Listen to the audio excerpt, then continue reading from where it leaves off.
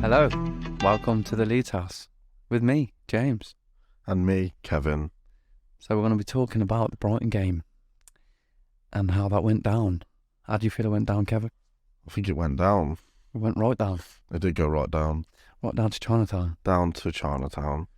It was a tough game. Very tough game. They're a good side there. They are good. They knock it about really well. They pass exceptionally well. They do. Did have a game plan, and it kind of worked, I think. Kind of worked. We did give away a few chances, but also was able to create a few chances, but was a very, very hard game. It was a stark contrast to the way we've been playing other games, though, because there wasn't much pressing going on. No. Letting Duncan Webster have the ball all the time. I'd agree that, though, because they ain't the best at passing out the back, are they, them two? But it was a definite plan by Brighton, because there was the odd occasion when we did go for a little press and they just cut through us. So it was tactically quite sound by Gracia, to be fair.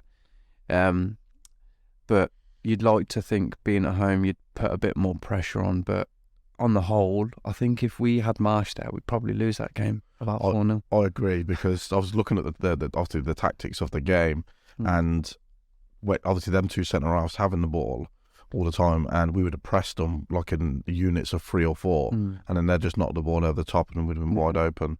And that lad down the left that gave Ayling a hard time would have had more of a field day. Mitoma. We pointed him out, didn't we? We did point him out before as being like a danger man, and Marsh. I mean, I think Firpo did okay against March.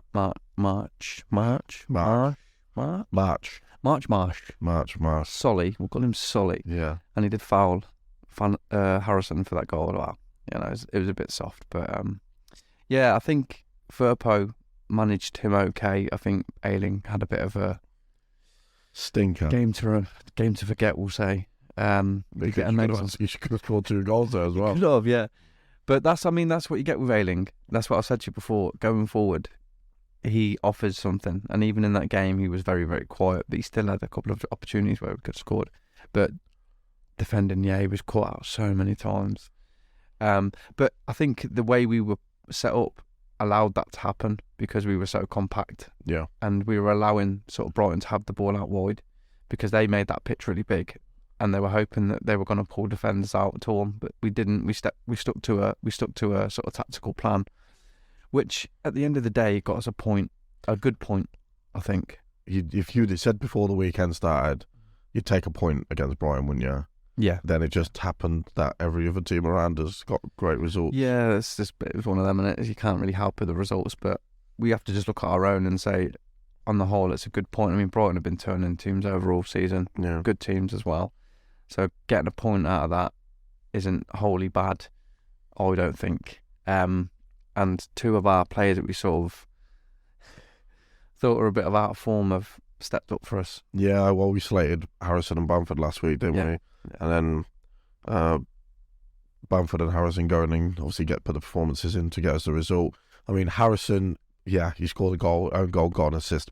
Overall performance obviously wasn't the best, but statistics, you won't remember that game. I'll just remember his goals. Well, that's it. I mean, if we said this about Rodrigo, didn't we? Like, if he can be out of a game and then pop up with a goal, you'd be happy with it. I know you're probably expecting a bit more from Harrison, because he's deemed to be one of our most creative players, being a winger and getting crosses in. And to be fair, he did get a couple of good crossings, especially for Ayling. Yeah. A couple, but but getting a goal and getting an assist is only going to do him the world of good. Hopefully, playing against teams where we've got a bit more of the ball, that confidence might help him on. But I'm just going to say, all of the Leeds players are rubbish now, because every time I say, they're rubbish, they turn out to be good. So they play good. So I'm going to say, from now on, every single Leeds player is going to play terrible. Yeah, just because you've jinxed them. Yeah, I don't want to keep jinxed them, because Bamford just made me eat my words, because I said he ran in 3 quarters. He probably had his best game in a long time. He did. He held the line quite well, and he had some really, really good touches. Yeah. That goal hopefully should give him some confidence. But he's no Phil Masinga, is he? No, not. There's my old player of the week. There we go. Yeah. We've got bingo. Yeah. Phil Masinga, what a player. And I thought Sinister had such a good game. Yeah, he did really well. Really, really well. His touch was amazing. That one touch he had, That and one touch. then the final whistle went, and I think he needed that. I think he needed it too to bring his confidence up. I don't see why. After he was sat on the sideline for about 3 minutes trying to come on, and then it was dwindling down. Yeah, Smart was leave him off. I know, but so I thought he would have started him, and Rodrigo and Gnonto and McKennie. And it was a very strange team selection when I first saw it. Yeah, I was quite surprised by the team selection, but it was there was obviously a plan involved in that. I thought Rocker was a bit. Yeah, it was a bit just not there. Yeah, I mean the thing that Rocker's got is he can get the on the ball and he can play those forward passes. Yeah, but the thing that he struggles with is getting players running off him, and it's happened all season. And defending. Yeah, it happened again. Turned too easy. Yeah, it happened again for the first goal where Gross has run off him, and they've played that ball down the side, and he's sort of beat him a couple of times. I mean, that's the one thing lacking in Rocker is just a little bit of speed, and being able to sort of do a recovery run, because he seems to be slightly behind all the time. But I mean, we can criticise the badness about the game, but we're a positive lot. Yeah, we see enough of that. See enough of that all the time. Yeah. So let's just go. We've got a good point against a good team, and we've got Wolves next. Yeah, whose forwards hasn't scored in over a year. So you've just jinxed that now. You know that, right? They're going to score 20. I'd hope not, because that means they won't. By my logic, if you know what I mean. Was the magic game last year at Wolves away? Yeah, it was. And it was around this time as well, weren't it? Yeah. To be fair, the game in the Carabao Cup, we were quite unlucky. We played the young team against them. I don't know. I don't really. They've improved, haven't they? We'll talk about Wolves anyway later. But Brighton, they're so good. It's good to watch. It's like they know. Well, we'll have a Wolves preview. We will. Yeah, before the end of the week, we'll try and get that across. The passing in Brighton, I'm so impressed by them. It's one-touch stuff, and they don't even look half the time with the passing. They just know that there's going to be a player there. Well, that Deserby seems to have took him to the next level since Potter left, hasn't he? And everyone was worried that Brighton would be in a mess when he left, and he's just got in there and done something else, hasn't he? He's really, really good. But we said that about Brighton. They always seem to find the right guy to sort of carry on what they were doing. They've got a short list of players, managers, everything that they've got. The recruitment team are obviously very, very good. And they seem to get it right quite often. Yeah. It's very rare that you see they make a mistake with a manager or a certain player. They do really well, but it can't always be like that. Maybe there'll be a time when it does go wrong for them. But it's something to aspire to, really. Yeah, they just did this. But I don't know where they get. I was about to say I don't know where they get the money from, but they've sold two players 50 million each over last season. So they're just really smart with what they do and how they do it. So overall, you have to take it as a good point. Yes, they had chances. We did have a couple. I mean, we should have had a penalty. I think we do. I think we should have. I mean, you can see why it hasn't been given as a referee because of the two players coming in, and a defender does get a touch on the ball. It's not the defender that's making that first tackle. Yeah. So you can see it given, and again, it's that whole, if that's a higher team in a higher position, maybe they get that penalty. Maybe they do, yeah. But we have these situations all the time with us, and it's hard to take. I mean, I think on the whole, what do you think about the Premier League? How do you feel about it? So coming from when we went down, and now coming back up, what do you think is different about it? What do you take from it? The calibre of the league is phenomenal. Okay, you've got leagues in other countries that are always going to be dominated, and you've got your Barcelona and Real Madrid who'd win 30 out of 38 matches. Yeah. But in this country, in this league, it doesn't happen. I mentioned it last week. I think the Premier League, each team is good this year. Every single one. And all of them have got top players. Look at all the recruitment even that Bournemouth did in January. Yeah. That Woutara looks like a good player. Billing is coming along nicely. They beat Liverpool. Yeah, they did. Yeah. And you wouldn't expect that in a different league. Yeah. And here it's a lot. I feel like it's very, very competitive, and it's just going to keep growing. And I guess that's due to the TV money, and it's like what's the Championship playoff final is like the richest match in the world. Yeah, it's the most Related to the expensive. team. Yeah, I think. See, the problem I've got with the Premier League, and we talked about VAR and that before. Yeah, It's like before when we went down before, a lot of the controversy that was there was all organic controversy. Do you know what I mean? It was like it was just mistakes from a referee, human mistakes, human error. Now you've got all this technology that you shouldn't be getting mistakes in there, but they're still being made. But they're being made in like the most outrageous ways, like missing obvious penalties and free kicks. And I think why is diving becomes so acceptable now? It's not even diving anymore. It's like players are being clever. yeah. Winds me up.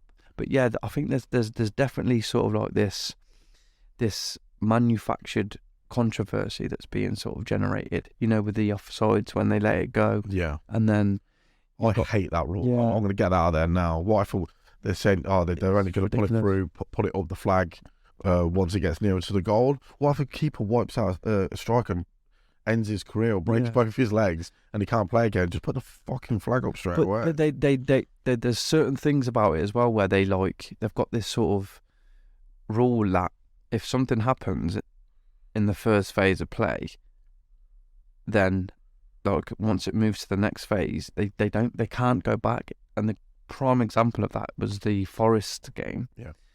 When that ball was played over to Brennan Johnson, he was offside when that ball was played, and then he got fouled. Yeah.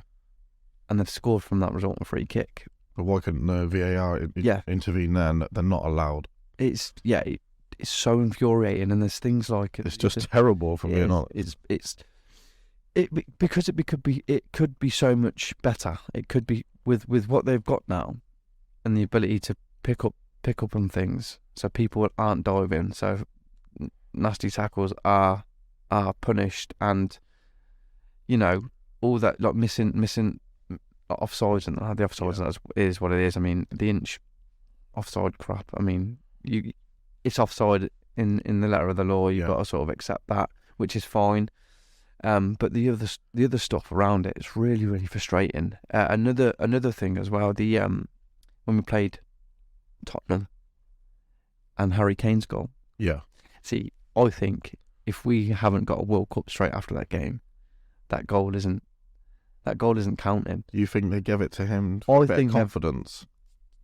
Like, it might sound a bit crazy and it might sound a bit mental, but I think that was the last game before the World Cup. Yeah. And Harry Kane, England's number 9 centre forward, has scored a goal which should not have been a goal. There is no way that goal. There was 3 fouls in that build up, but they've just like let it go.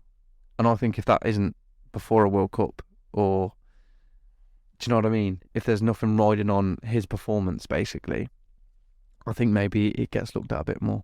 But that's just my opinion. I'm a bit cynical when it comes to decisions against Leeds, I guess. But yeah, so tangent again. Yeah.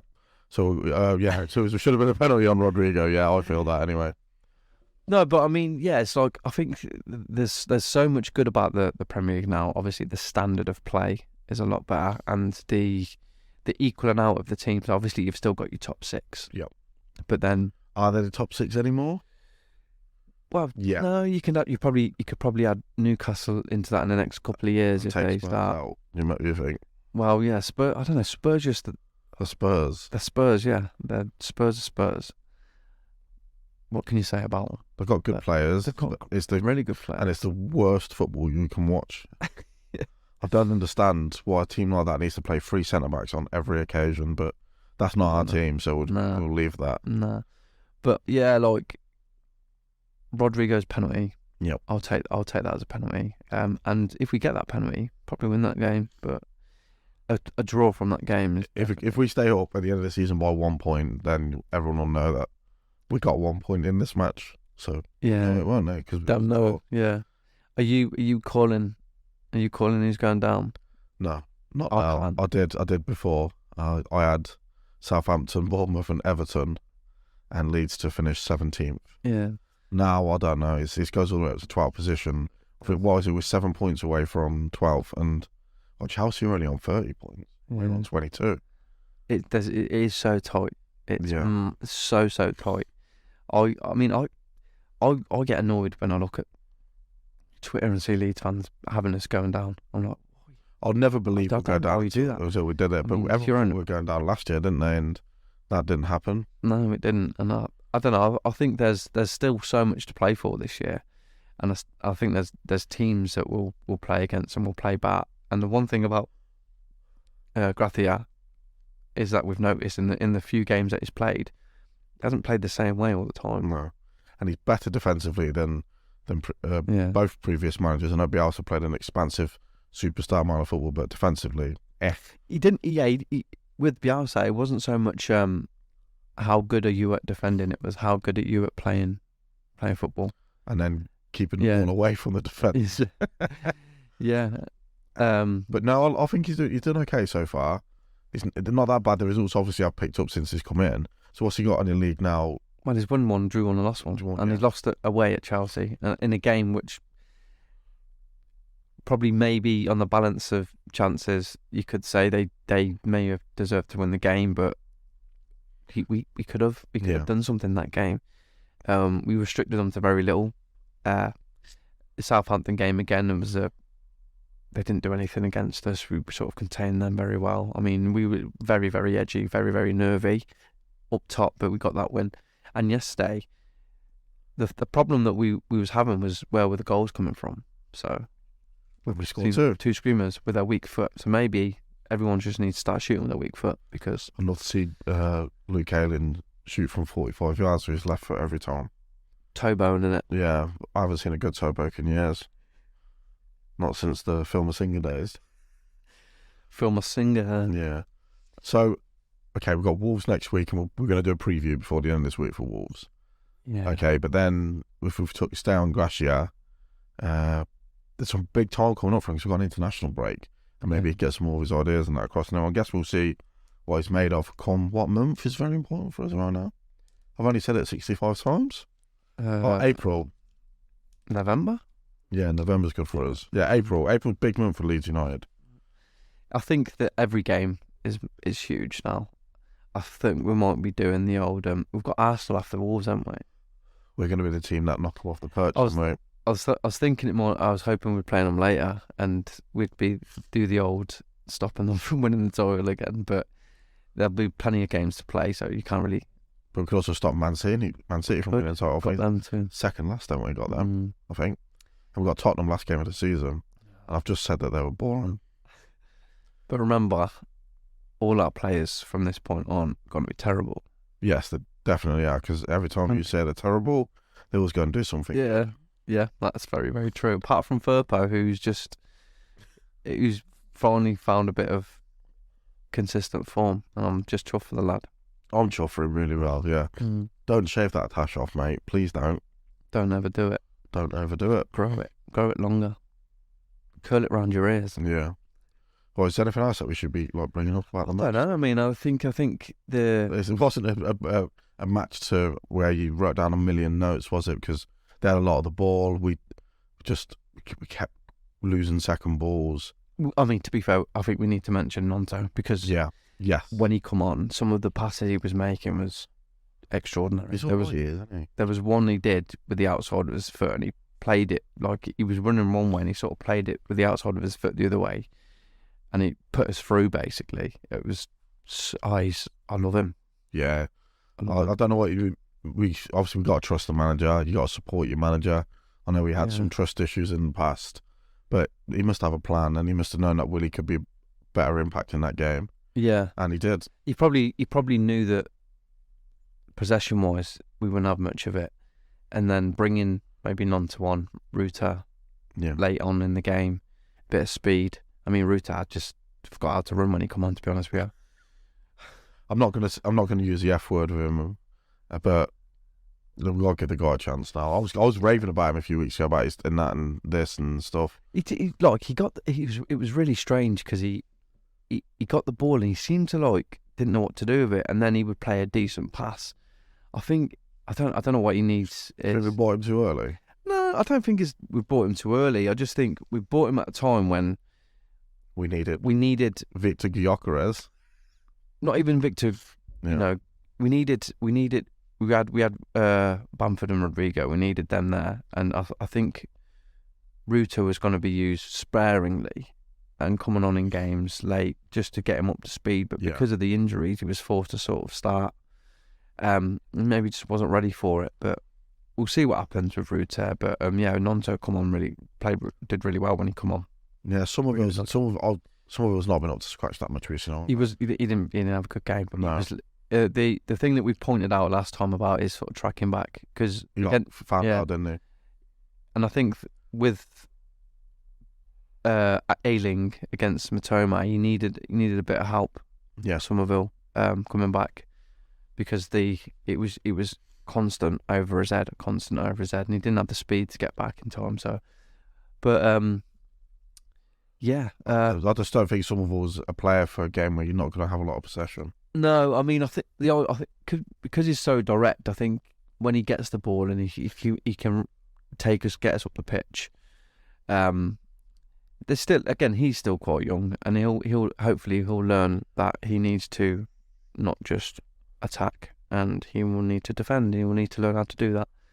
But I think you might see a bit of a change again next week. Yeah, as long as I'm going to say a consistent back four, because I think other than Saturday, I think Ayling's been quite good. Yeah, I'd keep him in. Quite good. But just for consistency basis. And he always does play well against Wolves as well.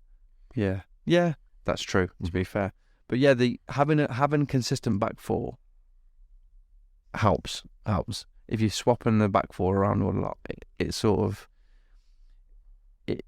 goes against you. So when you're trying to form like partnerships and a bit of consistent play. So if we can keep the back four, hopefully Ayling will have a bit of a better game.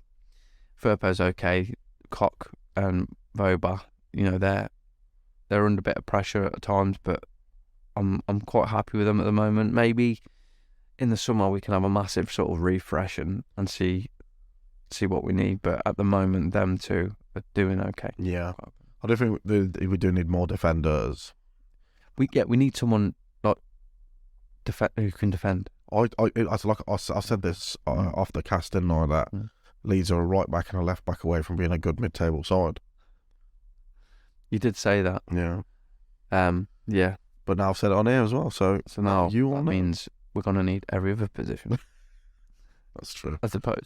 What do you think about Meslier? Apparently there's been a £30 million valuation. That's if we go down though, isn't it? Yeah. I think that's what it is. We'll come to that, I reckon, on the next one when we do Wolves, and we'll have a little bit more of a chat about that. But this one's going to be obviously a little bit shorter this week due to the fact that the game was and so. But no, we have got to take positives from it. Mm-hmm. We haven't lost. We've scored 2 goals, which is one thing that we were sort of lacking. With 2 players that were lacking a bit of confidence and form, so hopefully that's going to make them a little bit better going forward. Yeah, and Sinistero was amazing though. We got when he come on. And that's, who's out now? Who's out injured now? Stuart Dallas, Adam Gray, Pascal Strike. Who's back on the bench? So we're getting there. We're looking like we're getting back to a full sort of roster of players, which can only. Did you just say? I said roster, because I'm still Americanized. Yeah. Well, we're all Americanized. We've got 3 American players. We've still, it looks like we've got a full selection of players to pick from, and that can only benefit us. I think so. Yeah. Aronson needs to get in the gym as well. I thought I'd say that again. But I thought he did quite well again. Yeah, that chance that the goalkeeper saved where he's not was a good effort. And the ball he played for Bamford just after he scored, and he nearly scored again. Yeah, he does that quite well, and I think Aronson works quite well with Bamford. Yeah, when they play together. I know it's been infrequent, and for the past God knows how many months, Bamford's forgot how to run properly, but he was a lot better on Saturday. So if they can sort of connect up again. Continue to connect up, then we might see a few more goals from Bamford. Or we won't see any goals from him because he's really bad. Yeah, I think that's what it'll be. All right, I think we'll leave it there for this week, and can do probably have a show out Thursday or Friday this week on Wolves preview, and then maybe talk a little bit more about any news. We'll find someone else to talk about Leeds. Yeah. We'll probably mention an old player and whatnot. And guys, if you want to like and subscribe, that'll be lovely. And thanks for listening to Leeds House. I've been Kevin. And I'm still James. Have a good day. See you guys.